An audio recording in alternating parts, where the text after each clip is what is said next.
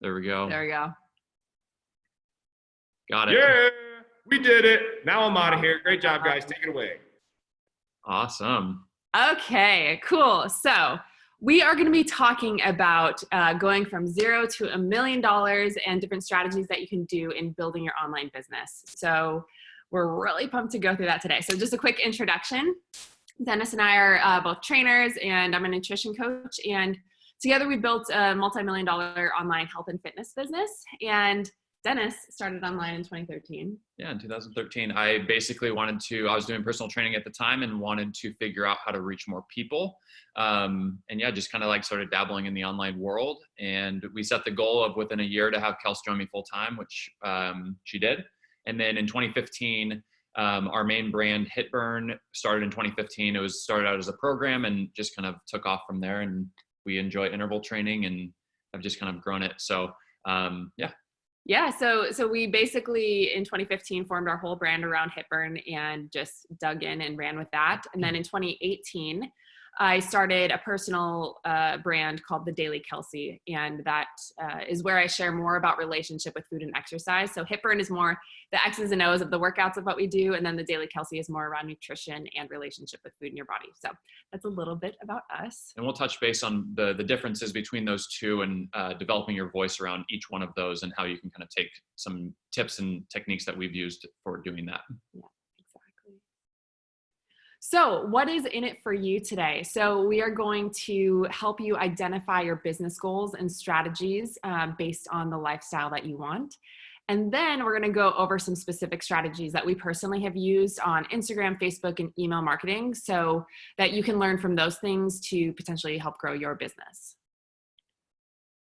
All right, so 0 to $1 million, it sounds super sexy, right? And that is the reason why we chose this name, because it certainly is more than possible for you to go to $1 million and beyond.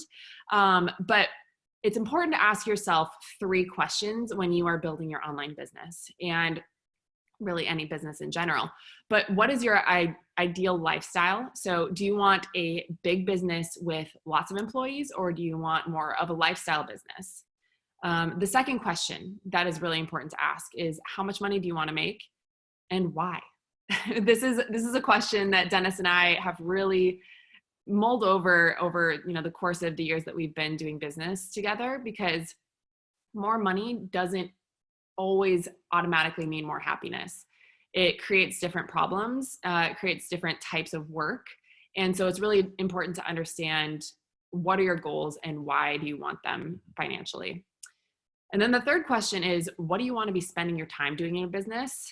What do you do best? There are about a gazillion ways that you can create an online business. And we know so many people who have different types of business models all online, but they're all different. And so how you set up your business will then determine how you spend your time. And so it's really important to understand what you enjoy doing, what you want to be about, so that you set your business up accordingly. Now, we wanted to start with this exercise because this is in 2016, this was one of the exercises that's been the most important, probably one of the most important exercises that we've had on our journey. And we were at a mastermind. We did this exact exercise, and there were some people in the room that wanted a $100 million business. There's other people that wanted to do an extra $20,000 a month just to, live a better lifestyle, eat at better restaurants, travel a little bit more, have more flexibility with their family. And it's really important because as you start growing, it's very easy to lose sight of this exercise right here. But that's why we are constantly going back to this, and it can change over time. But when I was speaking to my friend who wants to grow a $100 million company, that does not sound like something I want to do. That's going to take a ton of work. He understands he's not going to be able to travel a lot. We love to travel. It's his business is his life essentially. So if that's you, awesome, like go for that and set that as a goal, but just understand that that's what you're going for. And like the lifestyle business might not be what you're going for. So I think it's just important to go through this exercise. And that's why I wanted to start off with this. It really is something that has completely transformed how we live our lives, because it helps us really evaluate what is important. More money always sounds better, but we've gone through so many iterations of our business, and we'll dive into some of those iterations, and there are pros and cons to everything. So it's important to understand that the bright and shiny object of more money sounds great, and it can be great, but it has to be done in a way that truly helps you feel fulfilled in the type of lifestyle that you want. So those are the important things. Okay, so here's what we are about to cover. Some of these we covered last year, but this is more in depth, and this helps create the ecosystem for what you're wanting to build. So it's really important to touch on some of these things. So why using your voice to build an audience is so important. Then how you can use your voice to create converting products and offerings. And then we're going to really dive deep into different strategies. So strategies for email, Facebook, Instagram, strategies for conversions, no matter how big your audience. So if you have one follower, if you have millions of followers, we're going to share some different strategies that you can do to create conversions for yourself. And these are ones that you can do today, like as you're sitting there, you can do these today with, and the free way to get 10 plus conversations started per day with potential clients. Absolutely free too. So that's the best part. We're going to be sharing those as well. Yeah. So, and that's the important thing. There are so many ways you can build your online business. There are ways that you can start building it for free. And there are ways that you can use money to build your business through ads and things like that. And we're going to cover all of that. All right.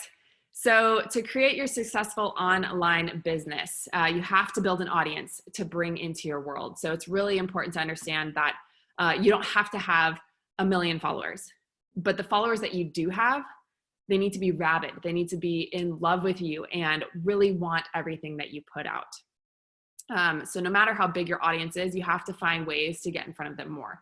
Building your audience is going to be one of the biggest things that we talk about, and then how to utilize that audience. Yeah, you want to be, when it comes to your online business, you want to be consistently trying to grow and build your audience. That being said, I was speaking just a couple days ago to, if you guys remember the company Shreds, he was one of the top people there on the influencer marketing side. And the people that have that rabid following, they can literally create offshoots of their business because they have this fan base. And when you really think about it, you have I think it was a book or an article called The 1,000 True Fans. If you do have 100 or 500 or 1,000 true fans, those people are going to buy things from you over and over and over, anything that you put out. So that's why it's really, it's important to build that rabid following, those people that are so loyal to you that no matter what, if you put out a clothing brand or if you put out a supplement or if you offer a new program, they're going to buy it. That's the type of audience that you want to be building. So like Kelsey was saying, like, you don't need to have 1 million followers. You just need to have a following that is so tied to you because they love what you do. They love the content you're putting out.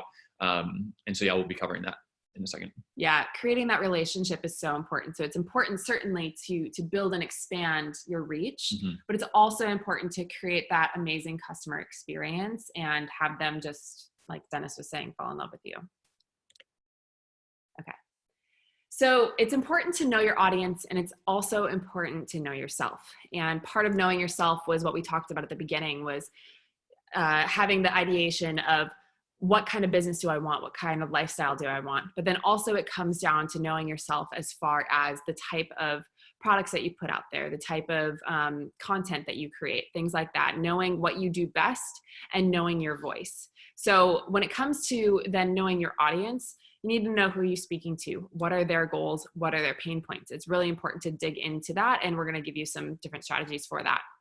Like, different conversation starters, which we're going to really dig into. You can survey your audience. And then also something as simple as noticing engagement, following your stats on things like Instagram and Facebook and email, things like that. It's really important to dig into those numbers to see how people are engaging with your content, to know what you should create more of. So then you can identify who they are, what they want, and what they need, and then utilize your voice and what you do best to help bring them into your world.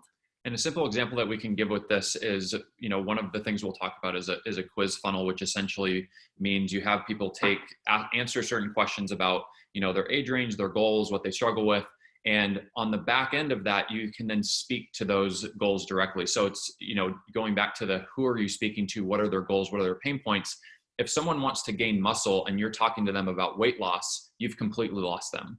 And so that's why it's important to really dig into your audience and know who are you talking to. Like when you're speaking to someone on Instagram, you have to know your audience generally is, say, women 35 to 55 that want to lose weight. So when you put out content like that, you're going to get more engagement, you're going to get more interest, rather than if you're putting a post up there about how to gain 25 pounds of muscle.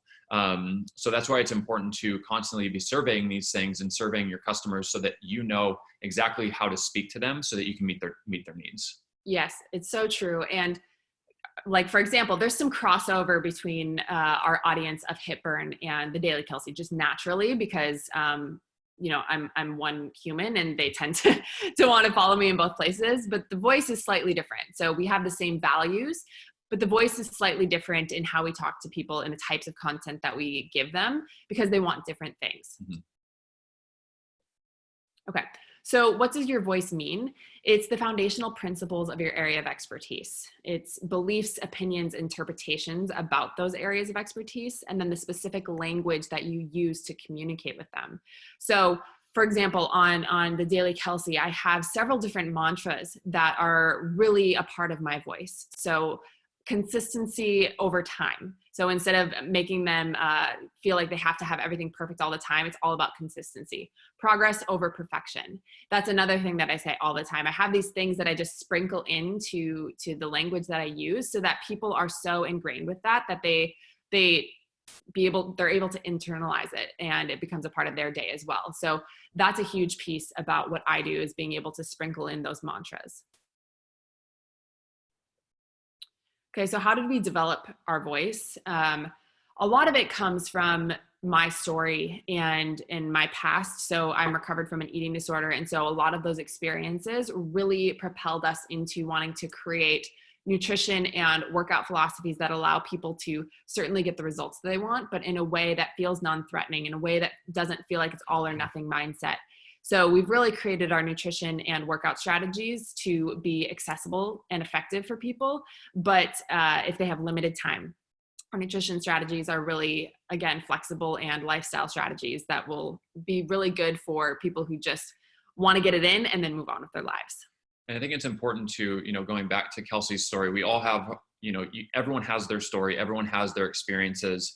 And, to give an example, like, we would never put out, if you guys have heard of the program, I think it's called 75 Days Hard. It's basically like 75 days of like, you have to walk a certain amount you have to work out, you have to do all these things. Like, we would never do a program like that. Like that, the person that puts that together is like really, really intense. Like Kelsey's more go with the flow, more relaxed, like not like a super raw coach, but you have to understand, your story, your experience, and then how you can relate that to your audience. Cause like we were saying, there's millions and millions and millions of people that are out there that will be attracted to you and won't be attracted to Kelsey or attracted to me. There will be some people that will be attracted to me and you and not to Kelsey, and vice versa. So it's really just being yourself and being authentic with your audience, because you will draw those people to you. No matter if you're someone that's, really, really intense and, is really into being super strict with your workouts or whatever it is, it's like, do you. That's the biggest thing, is do you, and you'll attract that audience. It's so true. And certainly you can grow in confidence. Like if you know you have to do things on camera and you don't love doing things on camera, that's okay. Everyone starts somewhere. And so it's important to practice those things, and you can grow in confidence and get better at that, but you can still be yourself as an on-camera personality. I'm never going to be like a Sean T or something like that.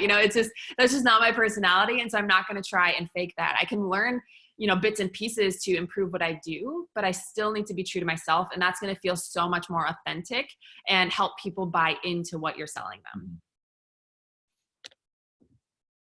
Okay, so here are some different examples of kind of like mantras for Hit Burn and the Daily Kelsey. So simple health and fitness, simple, relatable, efficient, effective, accessible, positive.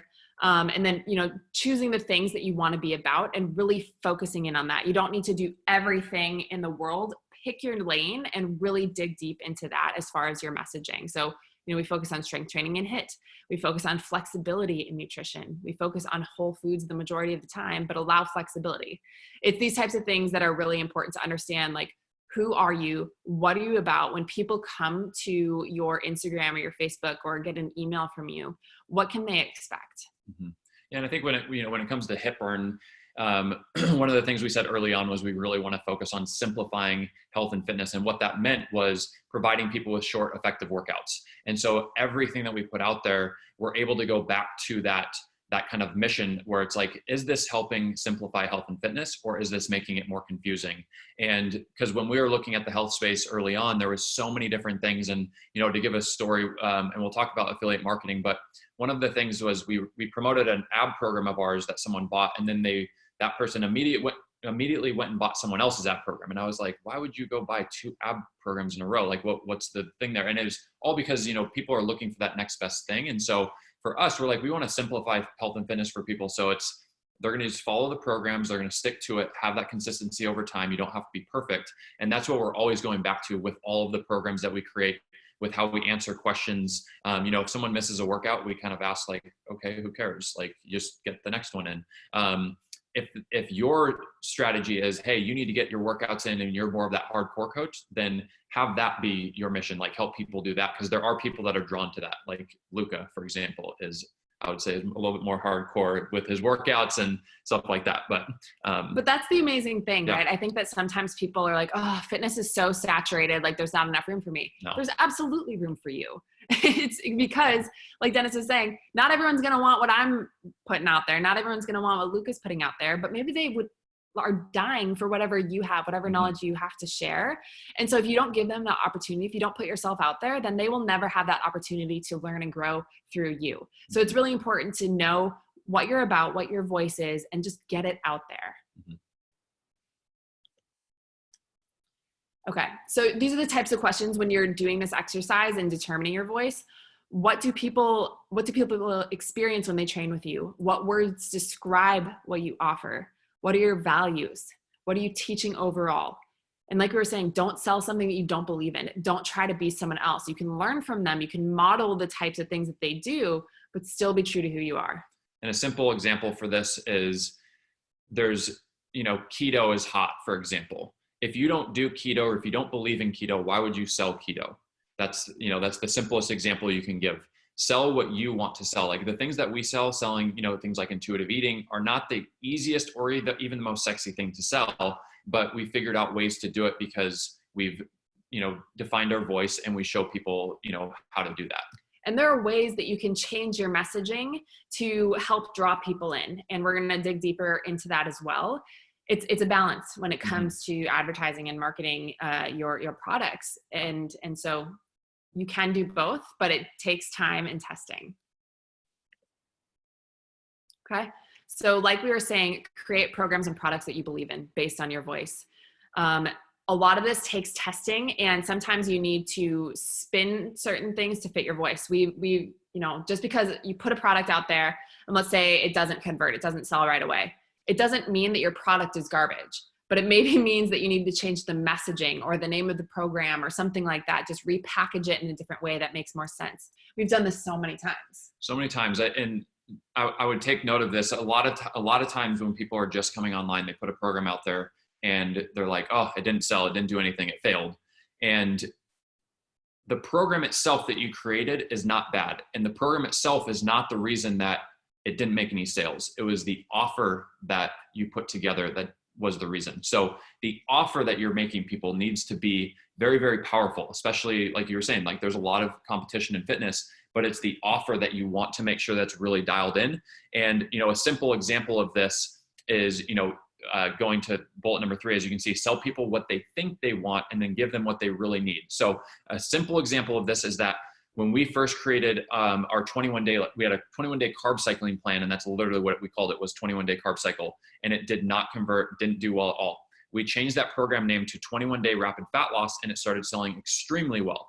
And it's not a 21-day rapid fat loss program, but that's what most people think that they need. They think that they need, oh, I need that quick fix 21 days. But when they get into the program, yes, they'll see fast results, but we also show them how to sustain those results and include the flexibilities and include their favorite foods and things like that. And so the programs that you're creating, if you're a really good coach, are going to be awesome, but it's the offer and the messaging around that program that you really need to focus in on if it's not selling.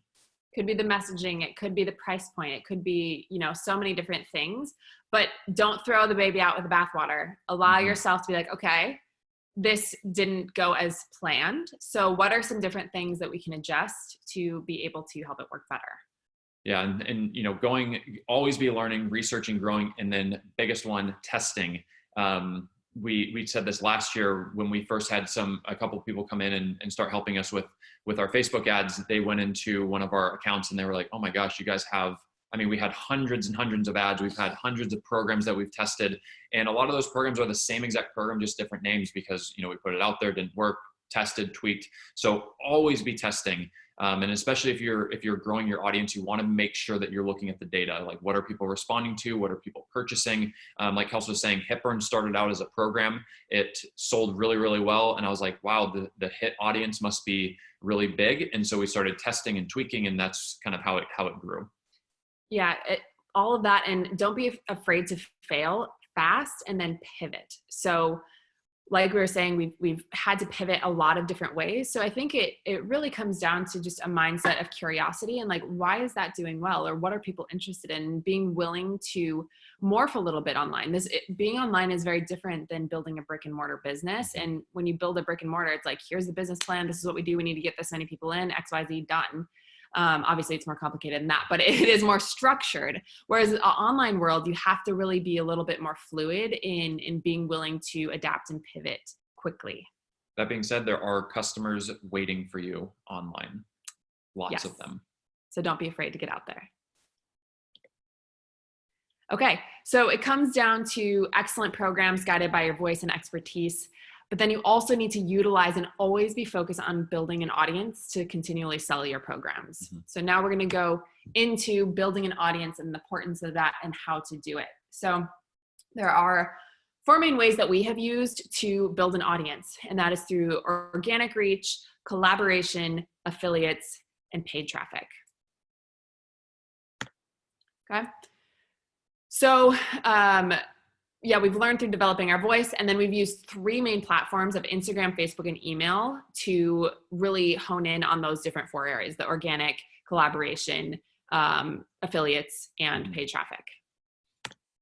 Okay, so Facebook, Den, I'll let you start with this. Yeah, so a lot of this is going to come back to what we talked about in the beginning, and that's constantly growing your audience, but also making sure that you still put time and effort into your current audience. Because like we were saying, it doesn't matter if you have millions of followers if they're not engaged followers, if they're not, buying your programs, if they're not, obsessed with your content. So when it comes to Facebook, one of the things that you can easily do is start with, if you have no Facebook page at all, you can start spending $5 a day on a like campaign, start building your audience there, start putting out consistent content. As your page grows, you'll start being able to test potential ad ideas for building your ecosystem and continuing to build your audience. And the like campaign means that you are bidding for likes. Yeah, so it's essentially bidding to grow your Facebook page. And a lot of people, Facebook doesn't have a great organic reach. That being said, it does.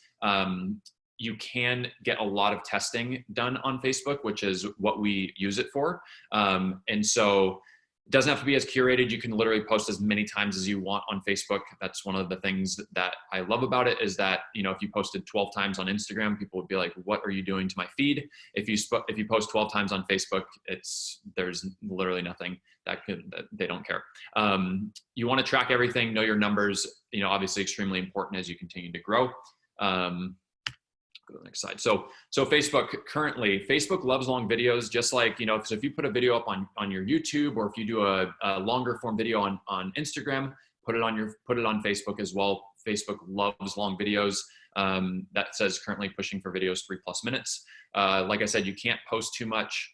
You want to analyze your performance on basically all of your platforms. You want to be analyzing what posts do well, what works. And then always have a goal with every single post. And this is going to come from both your organic reach and on the ad level. What are you trying to do with that post? Is this post trying to get you more leads to an opt-in that you have? Is it trying to get clicks to a sales page? Is it trying to get views on the post itself? Is it trying to get you messages to, hey, send me a message so we can start a conversation? And we'll get into that in just a second. And then you also can cross promo to your other channels. So as your Facebook grows, your Instagram and YouTube should grow, as well as your website traffic. That's the great thing about Facebook, is when you grow that, you can also grow your other channels. So yeah, and an important piece I think here is that on Facebook, you can repeat repeat and repost what works. Whereas on Instagram, you're probably not going to be posting the same photo if it got a lot of engagement, or at least for like a while, you know what I mean? Yeah. So if you notice that you get a lot of clicks from one of your posts on Facebook, or you get a ton of engagement on it, repost it, schedule it again to use it, because that's a great way, because you're not going to get in front of everybody the first time that you post it, but it's a great way to continually get more leads. So yeah, these are just a couple examples of what we kind of do. Like this post right here is growing the Instagram page. So this will take people directly to Instagram. So that's, you know, cross promoting your different things. This is literally just, you know, here's some exercises, but you can see that this reached, you know, had 8,000 views, and so you can then retarget those people later on, which just basically means just getting back in front of them. Once again, you know, here's some unique ad moves. We're selling our 7-day challenge. Super simple. So that's the thing with Facebook. You can literally write one sentence and put a link, and that's it. And both of these posts we used on Instagram as well. And so you can use content, basically when you create content, you can use it in all places. Okay. So email is my favorite thing of all time. He's really good at email. So you want to always be focusing on building your email list, and email for us is still the #1 revenue driver. There's a lot of people that I've heard say, you know, email marketing is dead or whatever. It is absolutely not true.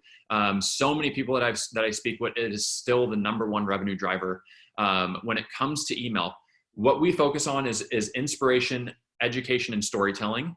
That being said, we are always selling in our emails. When someone is on your email list, they're on there for a reason. One of the things we try to do is make sure that people get something out of our emails every single day, whether they buy something or not, but we always want to give people the opportunity to purchase and take that an extra step forward. So if you are a coach and you have a higher end coaching program, the point of your emails should be the inspiration, education, storytelling, but the ultimate purpose is to get them to maybe respond and fill out an application to book a phone call, or to click a link to go to an application to fill that out. Always be selling in your emails, and there's simple ways that you can do that while also providing value. So one of the things that we always ask in our emails is, if someone opens this email and reads it, did they get value if they did not purchase? If the answer is yes, that means we want to send that email. So an example would be, right now we're about to start a challenge. I'll send an email with a sample workout. So if someone opens that, they get the sample workout.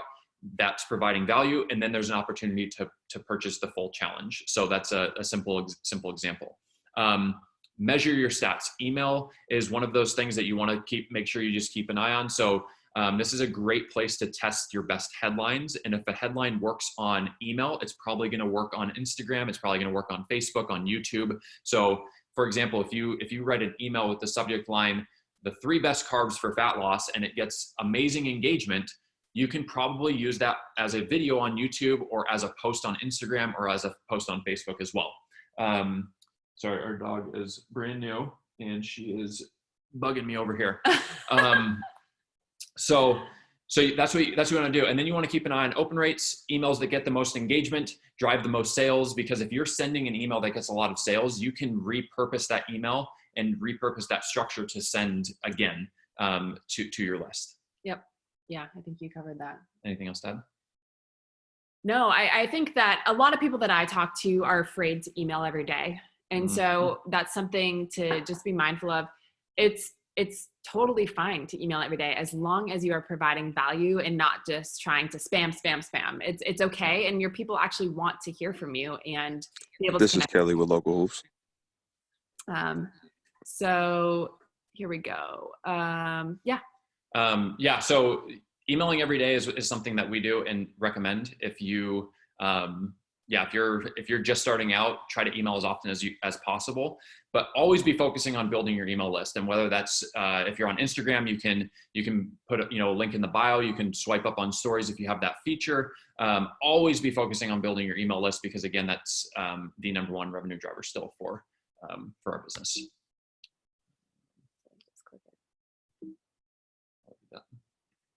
There we go.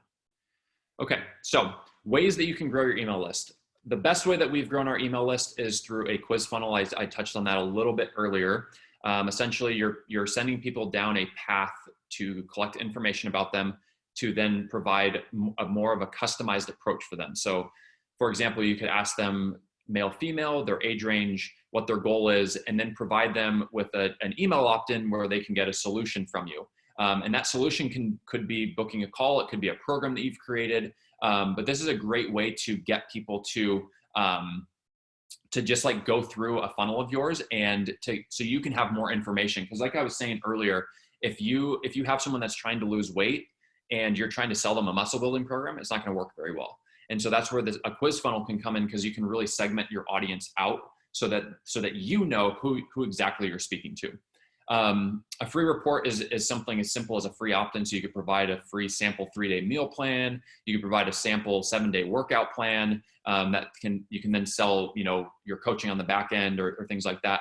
Lower barrier offers are a great way as well. So if you have, a program for anywhere from $7 to $47 that you can sell, that's another great way to build your email list. And then affiliates is the final way. So essentially having people in the industry that are willing to send email traffic to, oftentimes you have to pay them to do this, but if you have an offer that does really well or that you're willing to invest in, that's a great way to do that. Yeah, all of these we've used and found helpful and successful. For an example for the free report I wanted to touch on, so on my daily Kelsey side is a program called EAT. It's a mindset program around nutrition and how people can improve their relationship with food in their bodies. It's probably 5 pages long, not super long, but it is really informative. So for example, I will write a caption that, about, my personal experience or a client or just something that helps, connect people, something that has to do with relationship with food. And then I say, if you want to learn more, go to the link in my bio and download my free report. And, I'll do that, put it in my bio. I'll put swipe up. If you have over 10,000 people, you can do that. But just putting it in your bio is also a great way to do that. And people find it really helpful because it's good information, but it's just a great way to create that ecosystem. Yeah.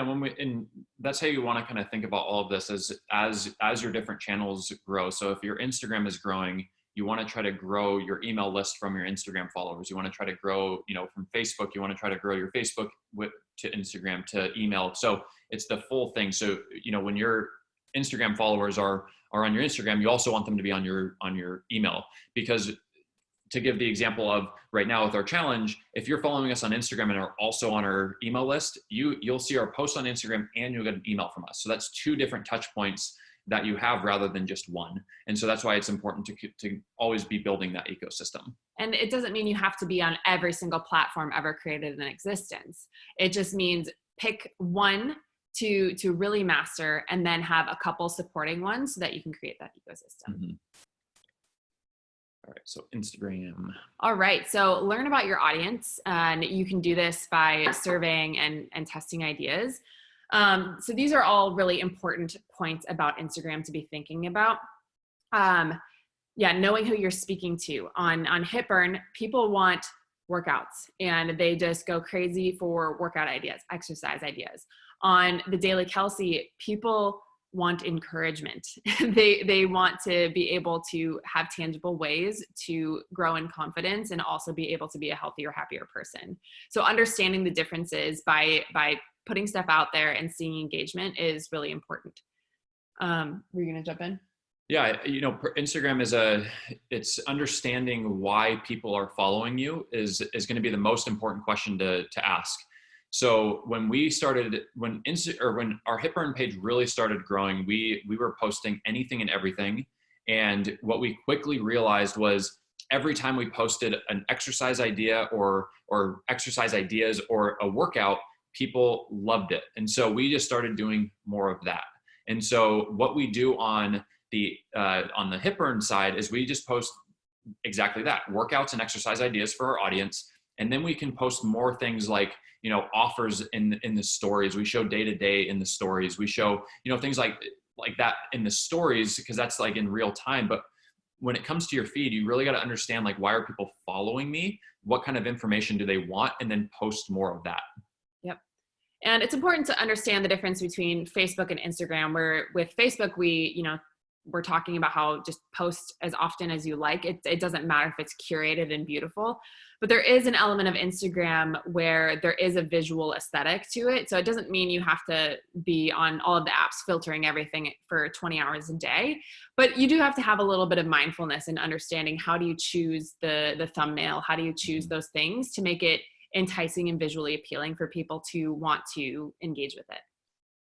Yeah, so that just goes to paying attention to the details. Like I was saying previously, if you send an email with a really good subject line, you can probably use that as the first line of the caption. Because when you think about scrolling through Instagram, what do you see first? One, you see the name of the person that they're following. So make sure you have a really good profile photo. Then they see the photo, so that needs to be engaging.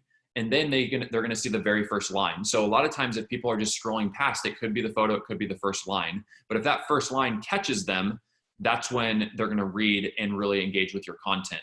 An example on the Daily Kelsey side is we'll use mean comments that we get from people and put that as the first line. So the opening of the first line that people see is someone that said, "Your arms look like a man." And so when people read that, they're like, "No, they don't." And then they read the whole caption and comment or do whatever. But if we just, wrote some other random thing about, can't think of an example, but that's, make sure you're using your most engaging line first so people want to continue reading. And then going back to, thinking about the details. So when you post, make sure you're answering questions, make sure you're posting consistently. And we'll talk about this in a second. And then finally, collaboration is huge on Instagram. If you look at, people's accounts, people are constantly doing collaborations, whether it's for like workouts or like clothing brand or clothing launches or supplement launches. People that build big audiences love to do collaboration. So don't be afraid to get out there and ask once we can fully again. I know. And that's a problem with COVID, and everything this year has been a challenge in that sense. But especially at the beginning of COVID, I was doing a ton of collaborative Instagram lives and things like that. And there's still ways that you can collaborate, even if you can't be in person together. Yeah. All right. So Instagram checklist. These are the things that you want to be thinking about when you are growing your Instagram. So the engaging photo and thumbnail.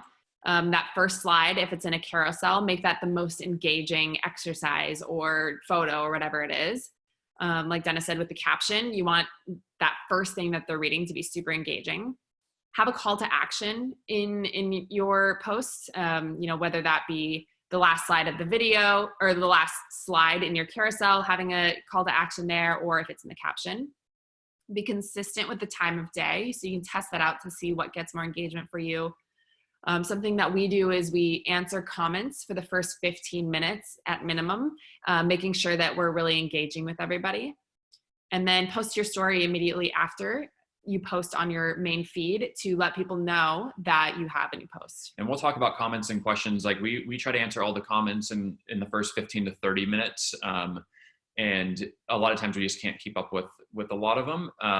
But that being said, when we had a smaller Instagram account, when we were trying to grow it, we were constantly engaged. Every single question, every single, even if someone gave a thumbs up, we would give a fire back or something, like just constantly be engaging. But then there's also other techniques that we'll cover in just a second that you can use right now to continue the conversation with your people.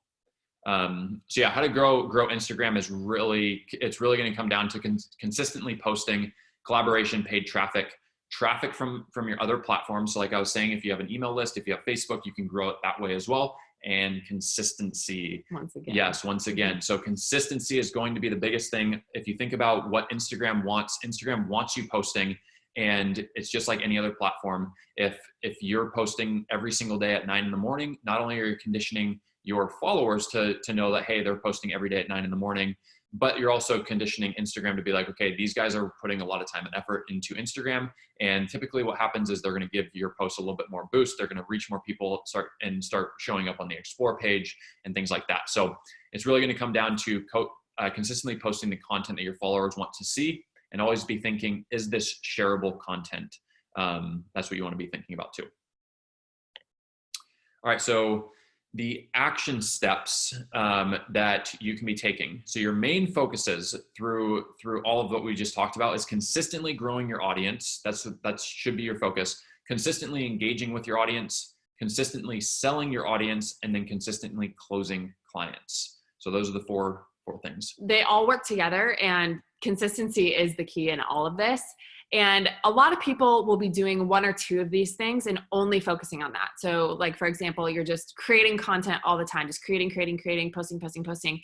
But if you're not engaging with your people, if you're not trying to sell them on anything, if you're not taking the time to really do those things to close them, then it's not going to be doing much. So you have to be doing all of these things, and you don't have to spend millions of hours every single day on all these things, but just make sure you have your checklist and you're going through to have that ecosystem. Mm-hmm. So now let's talk about how do we do it? So organic outreach for conversions. Remember when we said you can start today getting in front of people, starting conversations? One of the things that especially in the day and age that we live in, we need to start seeing conversations as conversions. And that means when you start conversations with your followers and with your people, you can see that as a conversion, and you're pushing them down a path to get closer and closer to buying your product. A lot of times people say, it takes like, 7 to 9 touch points to get someone to buy a product. When it comes to people that are in your world, they're already following you for a reason. So you've already had probably several touch points with them, but you might have not had a conversation with them yet. So an example of this that you can do today, no matter how big your audience size is, whether you have 50 Instagram followers or 500,000 Instagram followers, anyone who likes or comments on a post of yours, you should be reaching out to start a conversation. But that being said, you don't want to just sell right off the bat. So we put together 2 messages. Like if you were to come and like our post, what message would you most likely respond to? If Kelsey was like, hey, it's Kelsey, would you like to do coaching with me? Or would you respond to her saying, hey, it's Kelsey, oh my gosh, your dog is so cute, I love puppies, how old is he? You would respond to that second one because it's a non-threatening message, but that opens up the conversation to then dive deeper with that client. You can figure out, hey, why are you following me? What are your goals? How can I help you? What are your frustrations? And as they start opening up more and more, and you have those conversations, whether it's in the DMs or whether it's via email or whether it's on Facebook Messenger, you can then have them transition to book a call with you, which is where you sell them. And so you want to start having as many of these conversations as possible, especially if you're starting, or if you're trying to grow your audience. You want to get in that consistent pattern of growing your audience so that you can start getting some sales coming through. And these types of organic conversations are a great way, no matter the size of your following, to be able to build the kind of rabid followers that we were talking about earlier, getting people to be like, wow, this is a real person and they care about me and they want to get to know me. It's a really easy, simple place to start.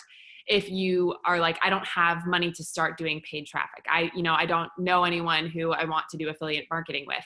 Well, this is a really easy way to utilize the people that you do have and be able to do some, cold outreach. If someone just likes your photo or something, reaching out to them that way is a great way to start building that trust. Yeah, because if someone is liking your photo or commenting on your stuff, that shows that they're engaged with what you're doing.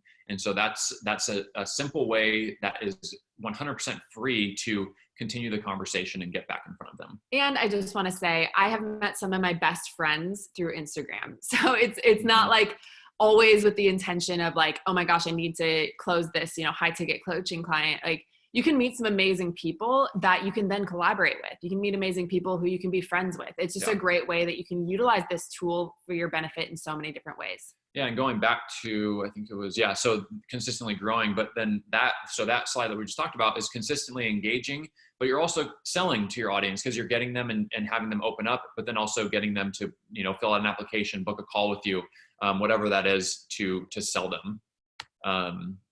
So yeah, organic outreach. So the simple flow, you can start sending, 10 DMs, 25 DMs, 50 DMs a day to start a conversation. What I love about Luka's event is it's often, it's very action oriented. And so, for people that have an Instagram following of 100, 200, 1,000, 2,000 people plus, whatever it is, start reaching out to people who are engaging with your content. And your goal with that is to transition people to fill out an application or book a phone call with you so that you can sell them on a high-end coaching program, or send them to, a $47 price point if you want, or a product of yours if you want to sell them that. And you can sell them, you wrote this on, you can sell them on a call, via email, voice memo, messages. There's so many different ways that you can do it, but you could reach out to them if they like your photo or comment on it. You could ask for that as a call to action. Say, hey, shoot me a DM if you're interested in this. And that's a great way to get that conversation started as well. But this is just one way that you can start from scratch organically without needing to spend a cent. Yeah. And you have to remember that people are following you for a reason. So own that. Have confidence in that. Okay. So like we're saying, here are some more action steps. Utilize the people that you do have. And one way that you could do this is by digging deeper with fewer clients at a higher price point. So if, especially if you're like, I have, 50 followers, what am I supposed to do to be able to grow my audience? Well, one way that you could do that is close a few clients, do more individualized coaching at a higher price point that can help create cash flow. And then you can use that cash to then build your audience in other ways, like affiliate marketing or paid traffic. That can also be a great way to get some online testimonials and learn more about their pain points, learn more about what they want by digging deep with those few. Yeah, we said this in the beginning. There's a million ways to build an online business and to do very well with it. And we gave the example right here. $1 million business is closing one $3,000 client per day. So imagine if you started reaching out to clients and you were able to book 5 phone calls a day. And if you had not a great conversion on your phone calls, because you should be closing more calls than 1 out of 5. But if you booked 5 calls a day and you booked 1 phone call at 3,000, you could have $1 million business, and you would only be doing, 5 phone calls a day. But as you expand out and as your audience grows, you can then have other people doing those sales for you. So that's just a simple breakdown of what, a simple $1 million business could look like. So don't think it's but like Kelsey was saying, you can do a combination of both. But one of the great ways to do this is to just simplify it. Yep. And I see Steve popped on here. How are we doing on time? We are up. We're up. Okay, amazing. So let's close. So people will have these things. So basically, consistency, pay attention to the aesthetic, and collaborate. All right. So let me see if. Yeah, so we'll end with this, Steve. Creating your ecosystem, like I said, cross promote on all of your platforms, test ideas, find out what works, and give your audience more of that. Your voice is what makes you more effective for your clients, more lucrative, and more fulfilling for you. And then create the business based on your lifestyle and your goals. And that's what it comes down to, is figure out what you want to do, the type of work that you want to be doing, and then back map the path to get there. And there are a lot of ways that you can do it. We went over just a few today, but just know what you want to be and have the confidence to do that.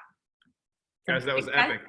Epic. Yeah. I mean, realistically, guys, I know we had to cut Kelsey and Dennis short, which sucks, but Alwyn is in the waiting over here. But I'm going to say one thing before you guys go. Like, one thing that I'm taking from that, and I want everybody that's on here to take from what these guys just said is, hey, they didn't start out with 1 million followers, right? They attacked it. And what I love that Dennis and Kelsey said is they tested and tweaked and tested and tweaked. And there's a ton of hustle going on the back end, regardless if you're making $1,000 a month or $100,000 a month. This shit it doesn't just happen. You have to work smart and work hard, and there's no success by accident. That's not how the universe works. It just doesn't. So 2 very smart people, 2 amazing people. I appreciate you guys being here. I know Luka feels the same. So thank you so much. I'm sorry we had to cut you short. No problem. It was good and roll. All right. Thank you so much for having us, everyone. Thanks, guys. It was awesome. Take care. Thanks.